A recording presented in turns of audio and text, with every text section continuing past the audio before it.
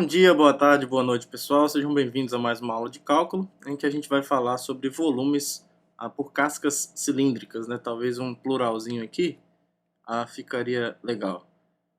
Bom, o que é isso? Na última aula a gente falou como expressar o volume a partir da integral, né? Por meio de fatiamento transversal do sólido que a gente quer calcular o volume. Só que eventualmente pode acontecer de você cair numa integral que seja um pouco complicado de você calcular. Tá? E aí a gente vai estudar mais esse método aqui de obtenção de volumes de uma outra forma, especialmente quando o sólido for dado por uma superfície de revolução, né? Quando for uma curva, aí você pega uma regiãozinha e faz uma revolução, né? Você faz você gira isso em torno de algum eixo, que em geral vai ser um eixo Y, um eixo X, ou em torno de uma reta específica, tudo bem? Então, antes de passar fórmulas e coisas desse tipo, vamos tentar modelar o problema que a gente quer resolver. Então eu vou supor que eu tenho uma pequena, por enquanto eu vou supor que eu tenho uma curva muito pequena, tá? Que isso aqui seja uma curva muito pequena. Eu vou desenhar ela um pouquinho maior, finge que a gente deu um zoom, que uma curvinha desse tamanho assim, a gente deu um zoom, colocou lá no microscópio e ficou desse jeito aqui, tá bom? E aí o meu objetivo é calcular o volume dessa região aqui, ó. Eu vou colocar coordenadas na jogada para ficar um pouco mais fácil da gente fazer algumas coisas. Tudo bem? Aqui vai ser o eixo X e aqui o eixo Y. Lembrando que você precisa ter em mente, por enquanto, que essa curva aqui é bem pequena. Tá? Esse espaço aqui entre esse ponto aqui, especialmente esse espaço aqui, ó, entre esse ponto aqui que eu vou chamar de x0 e esse ponto aqui que eu vou chamar de x1, isso aqui é muito pequeno. Imagina que a gente deu um zoom gigantesco aqui, mas a gente está entendendo isso aqui como um tamanho muito pequeno, para a gente modelar o problema. Tá? E o nosso objetivo é modelar o volume disso daqui. Deixa eu pegar uma outra cor aqui. A gente vai rotacionar essa região em torno do eixo Y aqui, tudo bem? Então aqui a gente vai ter uma rotação desse tipo. Deixa eu colocar pontilhado aqui, né? Primeiro a gente vai rotacionar assim. E aí, vou botar pontilhado aqui atrás. E aqui eu vou rotacionar da mesma forma. E aqui não precisa colocar pontilhado, porque está na frente. Tá? E aí uma cópia da curva a gente coloca aqui no outro lado, só para completar o sólido, né? Digamos assim.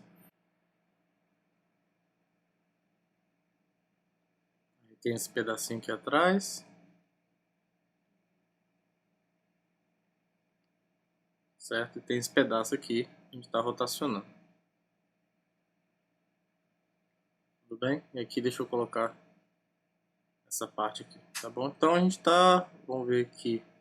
Aqui não ficou muito bom o desenho, né? Porque essa partezinha azul tem que ficar simétrica, né? Não ficou simétrico, por isso que ficou feio desse jeito. Tem que ter um espaço mais ou menos parecido com esse daqui, né? Então tem que chegar até aqui mais ou menos. Isso. Aí aqui a gente fecha com laranjinha. Tudo bem? Então a gente quer descobrir esse volume. E aí, se você observar bem, se a gente assume que esse pedaço aqui é muito pequeno, a gente consegue aproximar esse volume que a gente tá querendo encontrar por meio de um certo cilindro. Na verdade, não um cilindro, mas uma diferença do volume de dois cilindros. Quais? Ó? Se eu vim aqui até o x1, eu vou repetir esse desenho aqui na frente, então. Ó. A gente pode aproximar isso assim. Ó. Eu tenho esse cilindro com raio x1, que eu vou fazer assim, ó.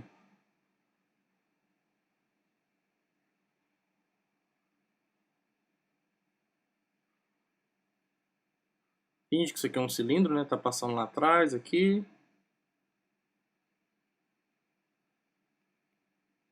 E aqui tá passando na frente. Tá? Aqui é a origem, tá, do sistema. Deixa eu colocar... Só para não colocar os eixos aqui, para não bagunçar. Mas esse tamanho aqui, ó, é o tamanho x1, certo? E aí eu vou colocar o outro cilindro de raio x0 aqui dentro. Vou desenhar ele de verde. Então o raio x0 está por aqui. Então ele vai fazer algo mais ou menos assim aqui embaixo. Deixa eu colocar pontilhado assim aqui atrás. Assim. Aqui eu posso colocar retinho mesmo para dizer que está na frente. Aí aqui ele vai até a altura... Eu vou colocar na mesma altura que o outro. Tudo bem? Aí aqui chegou na altura. Na mesma altura, certo? Aí aqui tem os pontinhos lá atrás. certo? Beleza? E aqui tem raio, esse cilindro aqui tem raio x0. Então, quando esse valor aqui, essa diferença entre o x0 e o x1 é muito pequena, esse volume que a gente quer calcular aqui, ó, pode ser aproximado por esse volume dado pela diferença do volume desse cilindro de raio x1 com o volume do cilindro de raio x0, certo? Aqui eu estou assumindo que eles estão numa mesma altura, né? Por enquanto, pelo menos. Pelo menos nesse caso aqui, se eu assumo que esse tamanho aqui é muito pequeno, que o x0 e o x1 são muito pequenos, como a gente está imaginando que a função f é contínua, né? Então a diferença entre o y0 e o y1 aqui também vai ser muito pequena, então a gente está assumindo que isso é muito pequeno também, de modo que eles estão na mesma altura, a diferença da altura é muito pequena. Tá? Então, fazendo isso, a gente vai aproximar esse volume que a gente quer encontrar ali por esse volume externo aqui, ó. Essa parte externa. O volume do cilindro maior menos o volume do cilindro menor. Tá? Então, esse volume aqui, esse volume dessa parte, se eu chamar isso aqui de V, ele é aproximadamente o quê? Vamos lá. Ele é aproximadamente o volume do cilindro rosa, vou colocar assim, ó, o volume do cilindro rosa menos o volume do cilindro verde. Certo? Só que isso daqui vai ser igual ao quê? O volume do cilindro rosa a gente já sabe, a gente já sabe a fórmula do volume do cilindro, né? É π, o raio ao quadrado, o raio é x1 ao quadrado, vezes a altura, certo? Menos o volume do cilindro verde, que vai ser π, x0 ao quadrado, x0 é o raio, vezes a altura. Tudo bem? Então isso daqui vai ser, dá para colocar o π e o h em evidência, certo? Aí vai ficar x1 ao quadrado menos x0 ao quadrado, que é a mesma coisa que o πh, x1 menos x0, e x1 mais x0. Tudo bem? E aí, para a gente trabalhar com uma média aqui, se a gente chamar, por exemplo, x1 barra de um cara que está no meio, aqui, ou seja, que é o cara que está no meio entre o x1 e o x0, então ele é a média aritmética, né? A gente pode reescrever essa igualdade assim. E aí, essa diferença do x0 para o x1 eu vou chamar de delta x, bem razoável, né? Essa variação no x eu vou chamar, que é x1 menos x0, eu vou chamar de delta x. Então isso aqui vai ficar o quê? πh, x1 menos x0, certo? O x1 menos x0 é o delta x, e x1 mais x0 é precisamente duas vezes o x1 barra. Duas vezes x1 barra, que é, digamos, um raio médio ali. Então a fórmula fica o quê? 2πh, aliás, eu vou colocar assim, 2π x1 barra, a altura, vezes delta x. Tá? Então, esse volume aqui que a gente está querendo calcular, ele é aproximadamente isso daqui. Tudo bem? Então, quanto menor for o delta x, né, mais isso daqui vai aproximar razoavelmente esse volume que eu quero calcular por meio da diferença entre esses volumes desses dois cilindros, né, do cilindro maior com o cilindro menor. Tudo bem? Agora, isso é uma aproximação, certo? Agora, e se a gente não tiver essas coisas aqui muito pequenas, né? E se eu tiver numa curva em que eu não assuma isso? Então agora vamos supor que a gente queira calcular o volume. Aqui eu já trouxe um desenho razoavelmente, um desenho bem melhor do que o meu, para a gente conseguir enxergar melhor o que está acontecendo. Vamos supor que agora eu queira calcular o volume dessa superfície de revolução dada pela rotação dessa região aqui em torno do eixo Y. Tá? O que a gente vai fazer? Aqui eu não vou assumir, eu não vou pensar intuitivamente que essa diferença aqui é muito pequena não. Mas, por mais que a diferença entre A e B possa não ser pequena, a gente pode quebrar esse intervalo em vários pedaços, certo? A gente pode quebrar esse intervalo em vários pedaços aqui, ó. De modo que esse volume que está aqui embaixo, que é o que eu quero calcular, ele pode ser aproximado por coisas que são pequenas, por faixas que são pequenas. Ó. Eu venho aqui, eu vou nesses trechinhos aqui. Ó. Tudo bem? Cada pedacinho desse daqui, cada pedaço desse, se a gente chamar aqui, por exemplo, de x1, x2, deixa eu dar um zoom aqui para a gente enxergar melhor. x2, x3 e por aí vai, eu vou colocar em um deles aqui o índice i, para a gente trabalhar melhor, entre um xi menos 1 e um xi. Tudo bem? Na verdade, deixa eu apagar um pouco do que eu fiz aqui, para agora a gente enxergar uma faixa só. Vamos pegar uma faixa aqui. Xi menos 1 e o xi mais 1. Aí você vai imaginar o seguinte, que a gente particionou esse intervalo A e B aqui em n pedaços, certo? E aqui, a gente está olhando para um pedaço muito pequeno aqui. Ó. Então isso daqui é o ΔX, que é o que eu imaginei lá atrás ser muito pequeno. Tá? Finge que isso aqui a gente deu um zoom gigantesco. Então, o que a gente pode fazer para calcular esse volume aqui em termos de aproximação?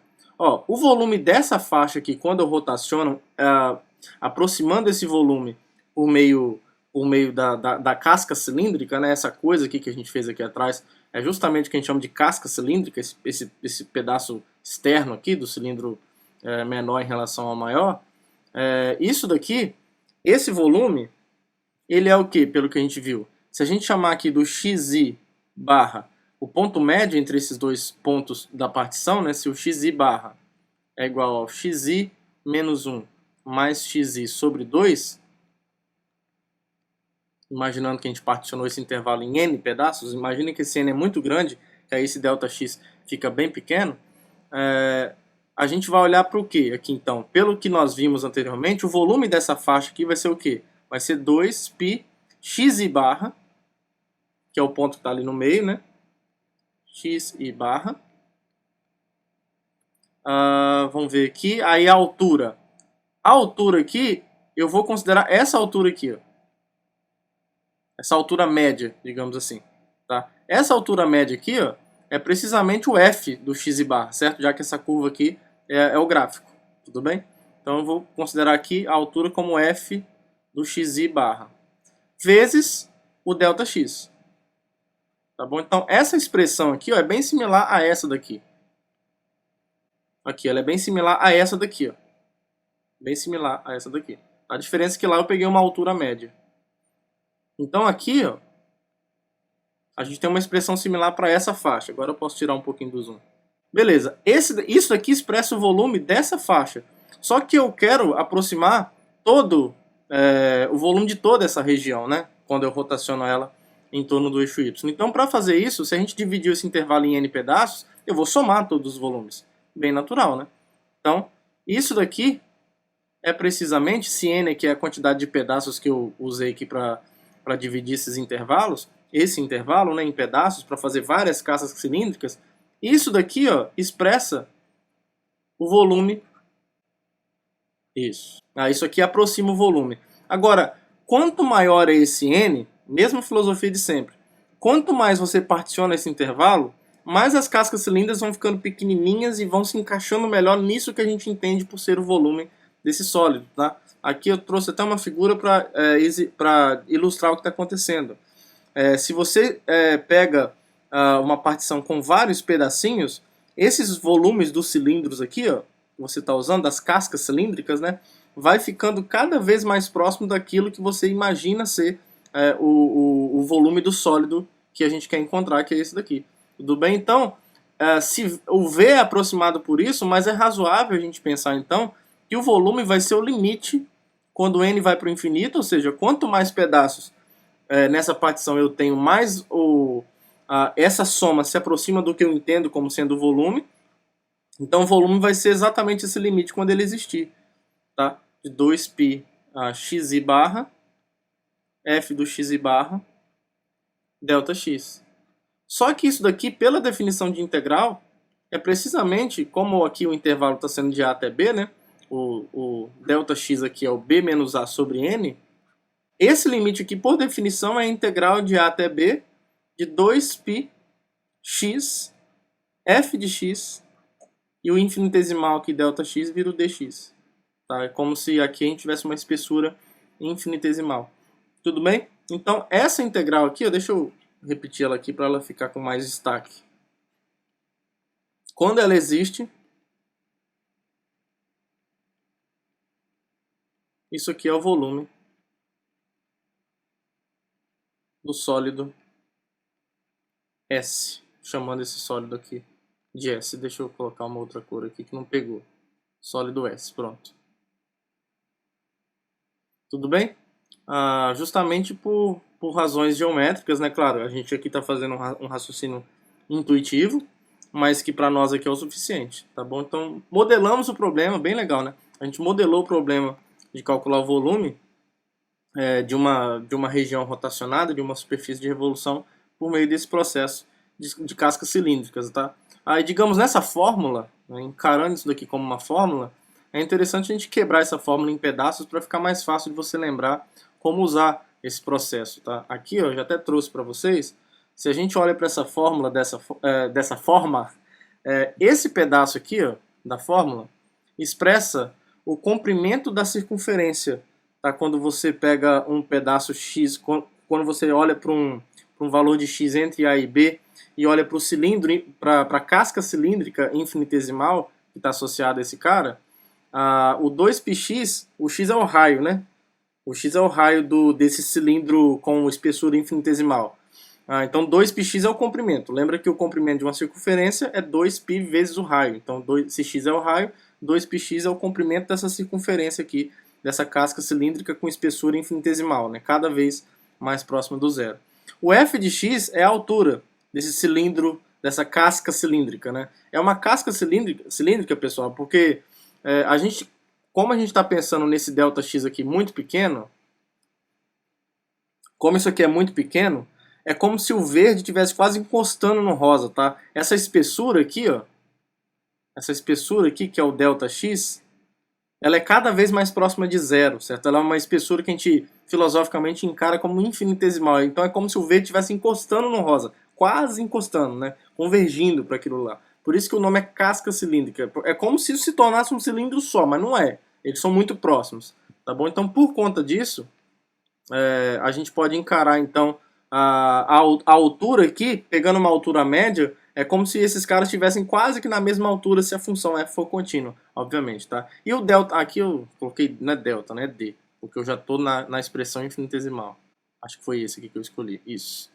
E aqui é a espessura infinitesimal, tá? O dx você pode encarar como se fosse essa espessurinha aqui, ó, o dx, tá bom? O x é esse raio, tá?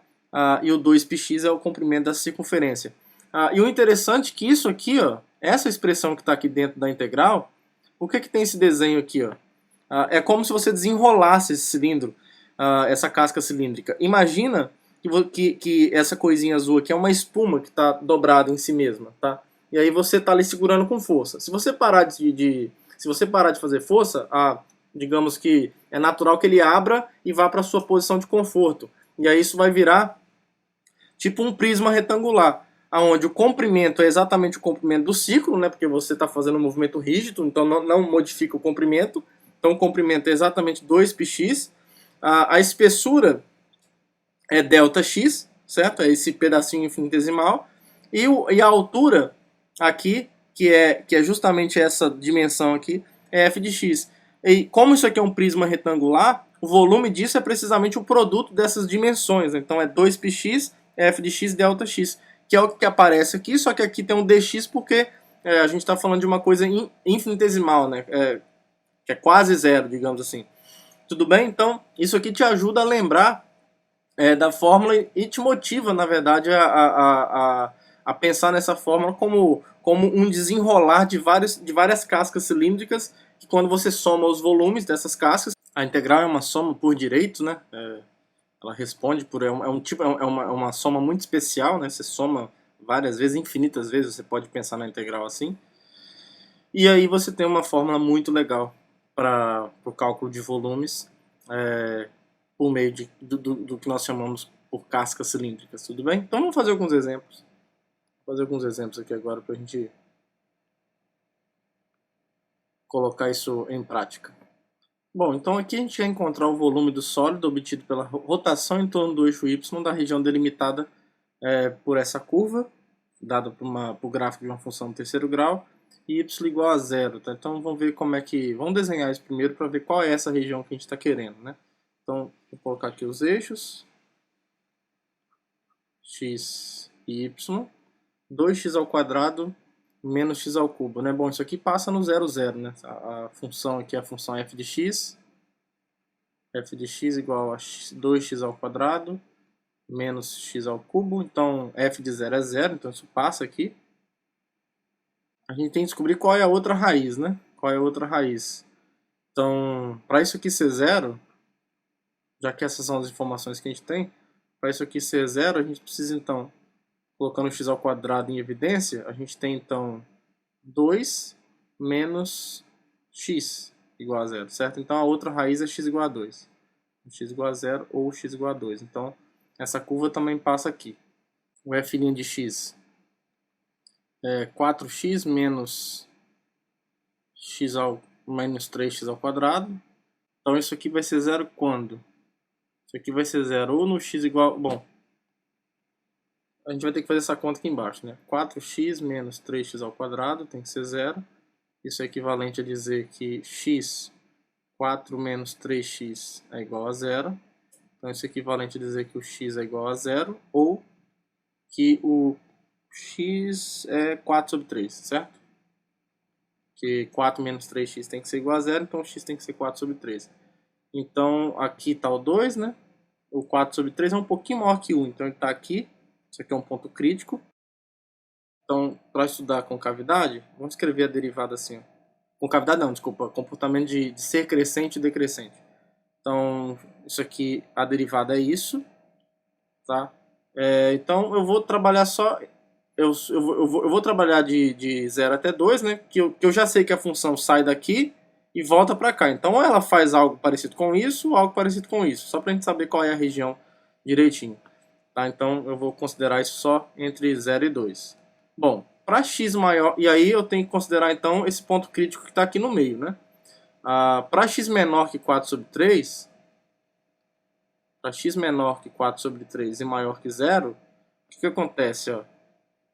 Bom, o x é maior que 0, só que se x é menor que 4 sobre 3, o 3x menos 4, isso aqui vai implicar que o 3x menos 4 é menor que 0, então o 4 menos 3x, que é menos isso, vai ser maior que 0. Então aqui a função é crescente. A função é crescente nesse intervalo. E no outro intervalo, para x entre 4 terços e 2, como o x é maior que 4 terços, agora acontece o contrário, né? O x vai ser... Bom, o x é maior que 0. E aí o 4 menos 3x vai ser menor que 0, por conta disso daqui. Certo? E aí o produto de algo maior que 0 com menor que 0 é menor que 0. Né? Então, nesse caso aqui, a derivada vai ser negativa. Bem, aqui eu esqueci de colocar, né? Aqui a derivada é positiva. Então, ela é crescente. E aqui a derivada é negativa, portanto, decrescente. Tá? E aí isso já nos diz então que esse ponto crítico aqui é um ponto de máximo, né? Porque teve uma mudança de crescente para decrescente, é porque ele é um ponto de máximo. Tudo bem? Eu não vou fazer o estudo da concavidade aqui não, porque digamos que não precisa para a gente fazer o cálculo que a gente quer. Tá? Mas essa função, o f de 4 terços é o quê? Vamos ver aqui. Será que é fácil achar? Cadê o f? Está aqui. A gente não precisa descobrir o que é isso também não. Deixa quieto. Isso atinge um certo valor, que é o ponto de máximo. E aí essa função vai fazer algo assim. Ponto crítico aqui, depois vai chegar no 2 aqui. Tudo bem? Pelo menos de 0 até 2. E aí é essa é a região que a gente quer rotacionar em torno do eixo y, tá? Então, bem esse volume que a gente está querendo descobrir, tá? Então a gente quer resolver esse problema por meio de cascas cilíndricas, certo? E aqui eu sei qual é a função, então o volume é o quê? É a integral de 0 até 2, certo? Porque é o trecho aqui no x que delimita a região que eu estou rotacionando. Então vai ser integral de 0 até 2. Do 2πx f de x, certo? E aqui a função f de x é a função 2x ao quadrado menos x ao cubo. Então, vai ser essa integral aqui. 2πx a 2x ao quadrado menos x ao cubo. Aí aqui a gente pode tirar o que é constante para fora, então vai ser 2π, a integral de 0 até 2 de 2x ao cubo, certo? Que é x multiplicado por 2x ao quadrado, 2x ao cubo menos x à quarta dx. Isso aqui vai dar então 2π, calculando aqui uma primitiva, a integral indefinida aqui vai ficar 2x à quarta sobre 4, que é a mesma coisa que meio de x à quarta, menos x à quinta sobre 5. E aí a gente vai avaliar isso no 0 e no 2. Né? No 0 vai dar 0. Tem x aqui em ambas as parcelas, os fatores. Então eu vou ter 2π a meio de 2 à quarta é 16, menos 2 à quinta é 32, sobre 5. E aí, como eu disse, no 0 vai dar 0, né? Então não precisa colocar. Então vai ser 2π, 8, que é 16 sobre 2, menos 32 sobre 5. E aí, resolvendo esse negócio aqui, vai dar o quê? Bom, vai dar 2π, 40 menos 32 sobre 5. Que vai dar, então, 2π. 40 menos 8 é 8 sobre 5, né?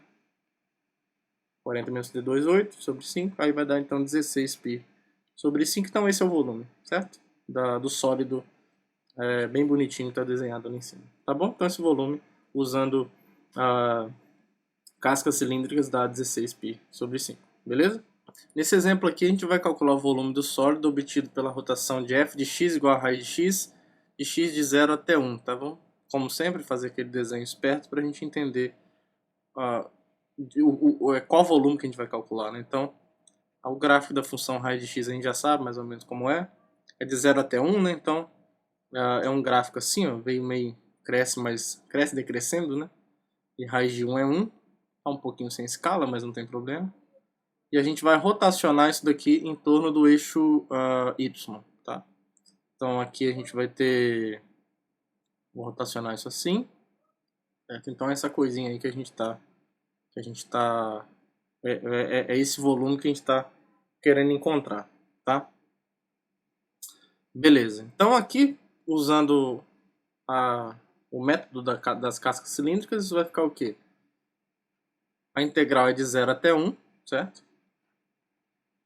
De 2πx, f de x, dx, e o f de x aqui é raiz de x. Então vai ser integral de 0 até 1, 2πx raiz de x. Tudo bem? Então eu vou tirar as constantes. Então fica 2π, a integral de 0 até 1, de x elevado a 3 sobre 2, certo? Que é x vezes raiz de x. E aí, com isso, a gente vai ter 2π. Uma primitiva aqui vai ser x elevado a 3 sobre 2 mais 1 sobre 3 sobre 2 mais 1, de 0 até 1.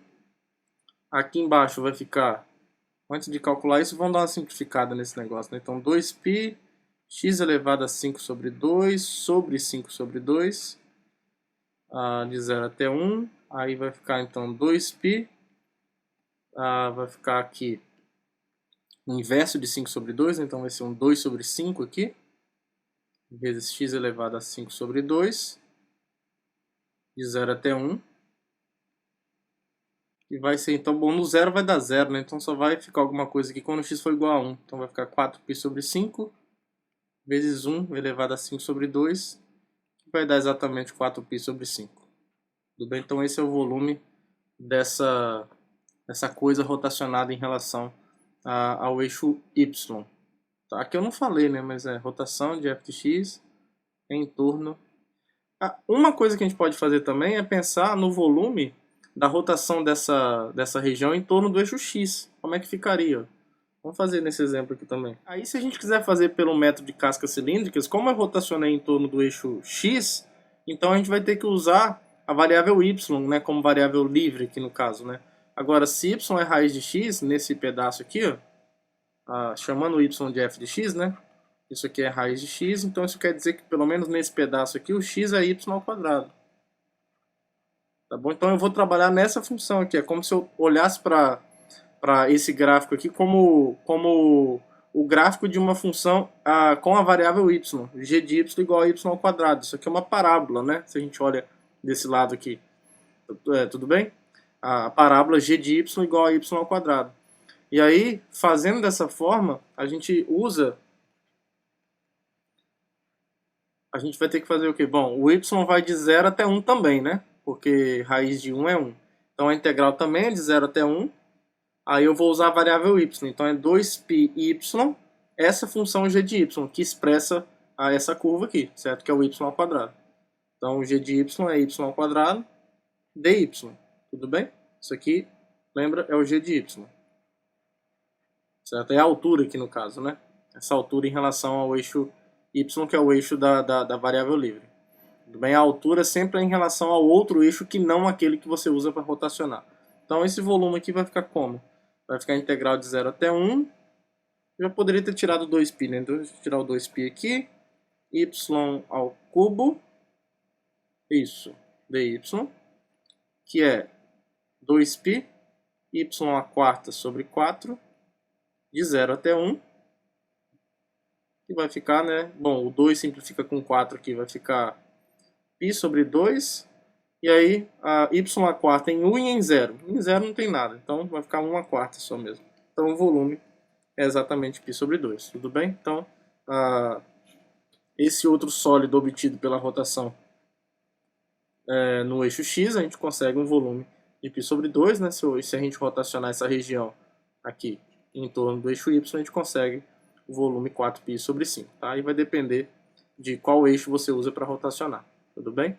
Nesse próximo exemplo, a gente vai encontrar o volume do sólido obtido pela rotação da região delimitada por dois gráficos, tá? Então, geralmente, quando você tem uma questão assim, em geral, esses dois gráficos vão se encostar em pelo menos 2 pontos, e aí você vai resolver, você vai obter o volume da região delimitada por essa região, certo? Você vai ter uma curva desse tipo aqui, uma assim e uma aqui que se encontra 2 pontos, e aí você vai rotacionar uma região dessa natureza, tudo bem? Então a gente tem que entender aqui agora onde primeiro que esses dois gráficos se interceptam, certo? Para depois saber qual é maior que quem, para a gente calcular a altura certinho da casca que a gente tem que usar para poder calcular o volume procurado, tá? Então a primeira coisa é resolver quando que f de x é igual a g de x. Quando que isso acontece, tá? Em geral isso vai ter 2 pontos satisfazendo isso, quando ele não falar nada, né? Se ele falar, se isso aqui se intercepta em mais de 2 pontos, aí ele vai ter que falar, ó, entre tal ponto e tal ponto, você vai ter que fazer isso, tudo bem? Ótimo, então para f de x ser igual a g de x, isso é equivalente a dizer que o x ao quadrado tem que ser igual a 6x menos x ao quadrado, né? O que equivale a dizer então que 2x ao quadrado é igual a 6x, o que equivale a dizer então que x ao quadrado dividindo por 2 em ambos os lados, x ao quadrado tem que ser igual a 3x, então x ao quadrado menos 3x tem que ser 0. E aí, ou o x é 0, ou o x é igual a 3. Então, é no x igual a 0, se a gente começar a desenhar os gráficos, né, aqui nos eixos, a gente sabe que essas curvas elas já vão se encontrar nas coordenadas de x, 0 e 3. Tá? Então, elas se encontram aqui, tudo bem? Bom, eu nem sei se elas passam no 0, vamos ver. Passam, né? F de 0 é 0 e G de 0 é 0. Então, elas vão se encontrar aqui mesmo. Tá? E em algum lugar aqui do 3. Bom, o f de 0 é quanto? Só pra gente saber. O f de 0 é igual a g de 0, né? Desculpa, o f de 0 eu já sei. O f do 3, que é o outro. O f do 3 é 9, né? Que é 3 ao quadrado. Que é igual a g de 3 também. Então eles vão se encontrar nesse outro ponto aqui, ó. Tá completamente sem escala, tá? Agora a gente tem que saber qual curva passa por cima da outra. Pra gente saber direitinho como que modela esse problema com precisão.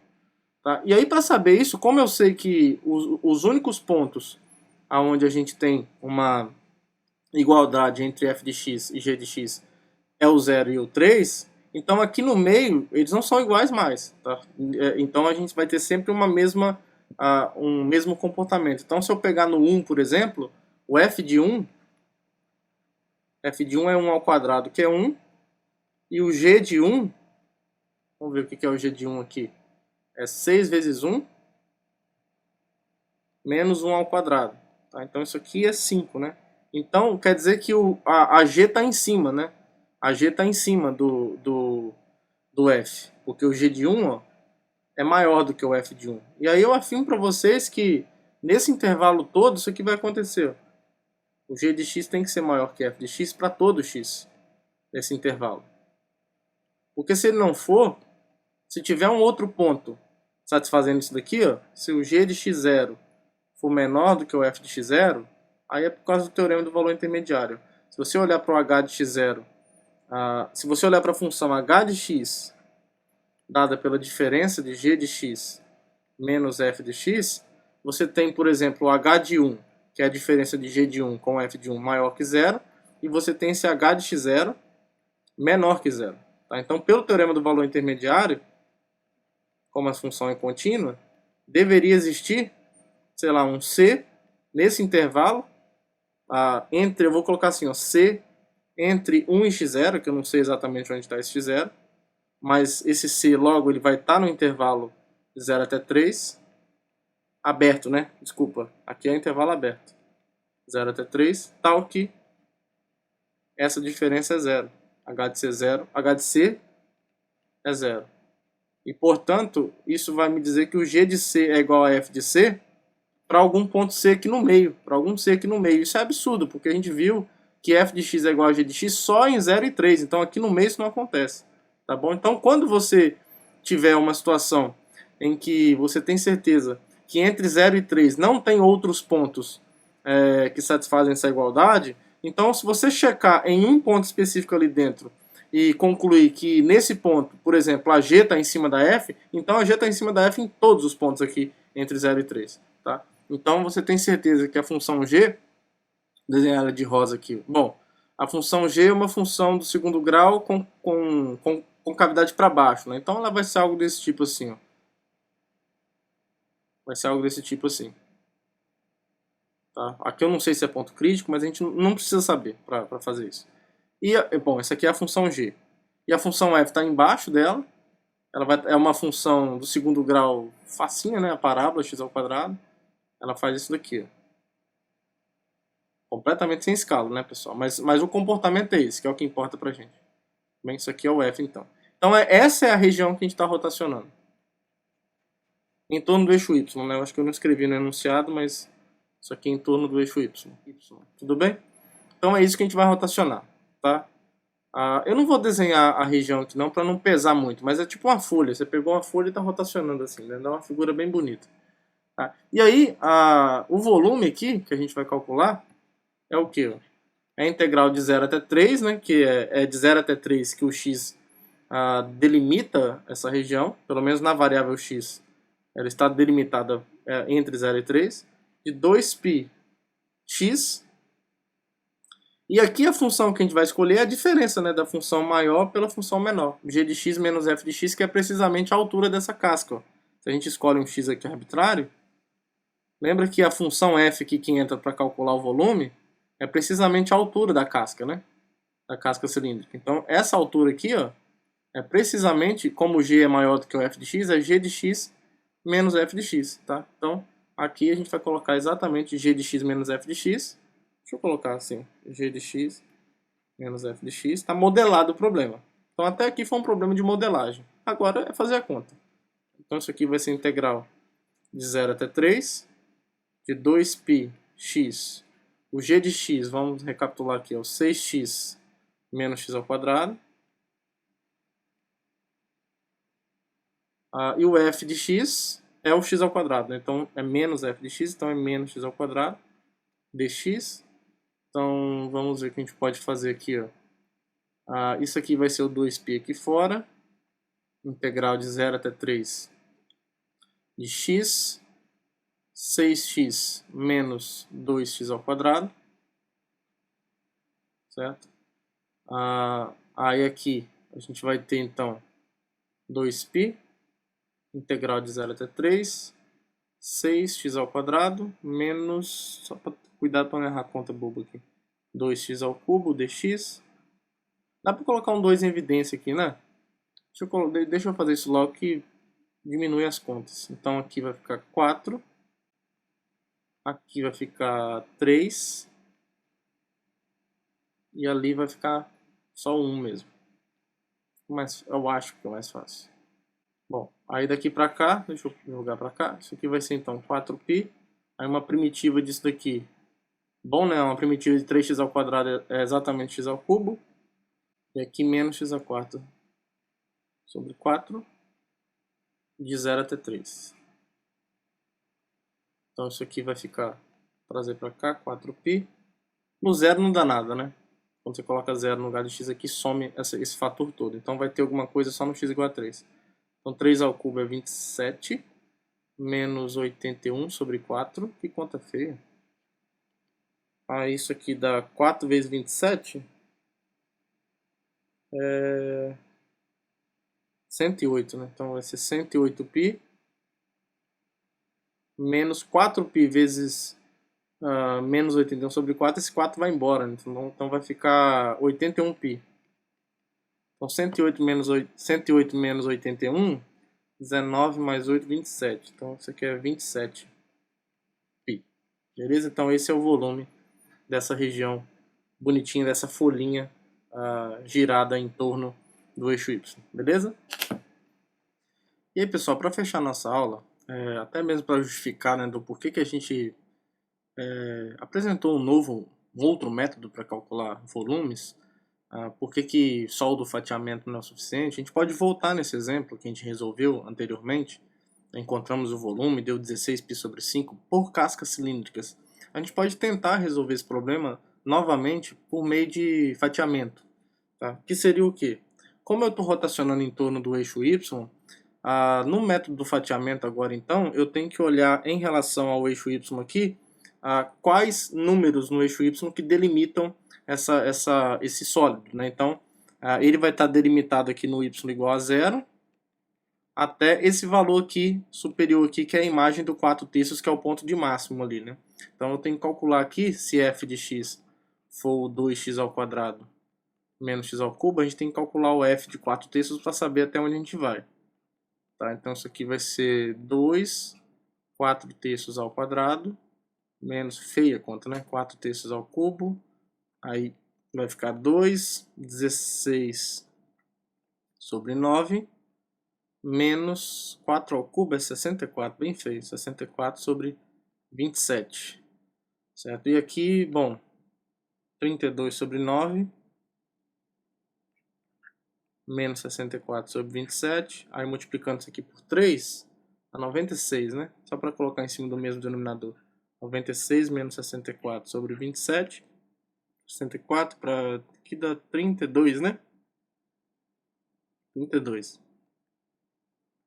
Então essa altura aqui é 32 sobre 27, se a gente não errou conta. Tudo bem?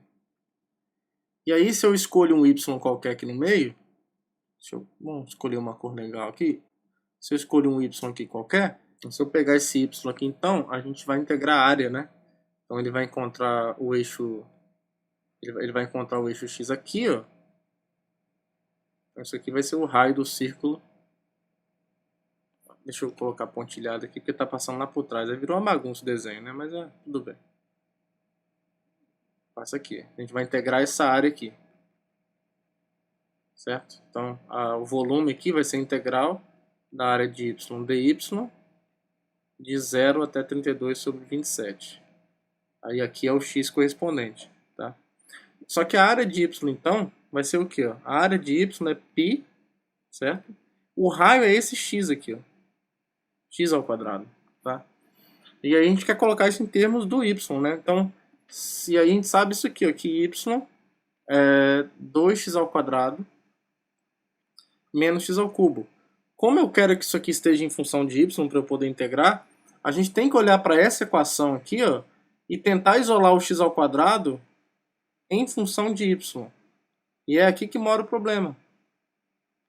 É muito difícil você fazer isso, tá? Porque você consegue fazer isso, ó, sei lá, se y é dessa forma, então o 2x ao quadrado é y mais x ao cubo, e aí o x ao quadrado é y mais x ao cubo sobre 2, mas de qualquer forma ainda está o x do outro lado aqui. Tá? Quando você olha para essa equação, isolar o x em termos de y é muito difícil. É tipo aqueles problemas que a gente enfrenta quando a gente tenta resolver usando derivação implícita. Então, essa dificuldade de isolar o x em termos de y impõe uma dificuldade, consequentemente, para calcular esse volume usando o método do fatiamento. Tá? Porque a gente precisa de uma área de y em termos de y para a gente poder integrar. Só que na hora de escrever a área de y, a gente cai numa expressão em termos de x que a gente não consegue voltar para o y. Tudo bem?